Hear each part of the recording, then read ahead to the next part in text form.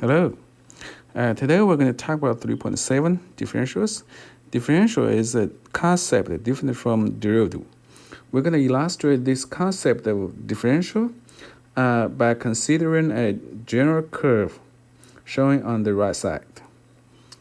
First, we pick up 2 points on the curve and we use x, f of x, and x plus delta x, f of x plus delta x as the coordinates of those 2 points. We take the difference of those coordinates of the 2 points and we call them increments in x and y. And we use notation delta x and delta y for the notation.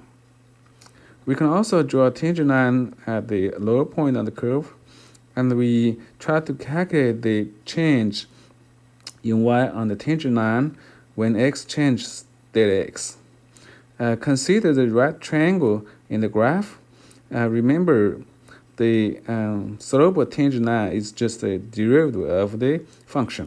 So you can easily find out the quantity dy, which is called the differential in y, is equal to f prime times delta x.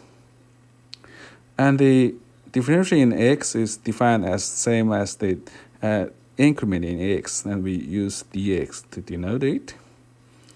So you can see the differential in y and the increment in y are totally different concepts in here, but when the 2 points on the graph get closer, then we can use the increment in y to approximate the differential in y or vice versa. So we get f of x plus delta x approximately equal to f of x plus f prime times delta x. Now, let's try to use differential to approximate the value of square root of 26.5. So we're trying to find the square root of a number. Let's just define the function f to be square root of x. And we're going to use x equal to 25 and delta x equal to 1.5 in this problem. I take the derivative of the function, we get f prime equals 1/2 x to negative half or 1 over 2 square root of x. And the formula on the last slide is f of x plus delta x approximately equal to f of x plus f prime times delta x.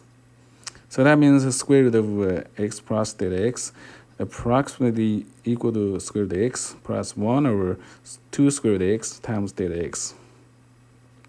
Plug in numbers, x equal to 25 and delta x equal to 1.5. In the formula, we got the square root of 26.5 approximately equal to square root of 25 plus 1 over 2 times square root of 25 times 1.5. So at the end, you're going to get the 5.15 at the right side. So that's the approximation from the differential of square root of 26.5. Now, if you use a calculator to find the value of square root of 26.5, you can get, 5.1478. And you can see those two numbers are very close, and the error is less than 0.0022, in fact. Now, let's try to use differential in application problems in economy. And the relationship between the amount of money X spent by Canon Precision Instruments on advertising and Canon's total sales S of X is given by this function, S of X equal to negative 0.002x cubed plus 0.6x squared plus x plus 500. And we can see the x from 0 to 200, where x is measured in thousands of dollars. So this function tells the sales as a function of advertising expenditure. So we need to use differentials to estimate the change in Canon's total sales if advertising expenditures are increased from $100,000 to $105,000, or from x equal to 100 to x equal to 105. So the function is given, and the x is 100, delta x is 5. That's the increment in x. I take the derivative of s, we get s prime equal to negative 0.006x squared plus 1.2x plus 1.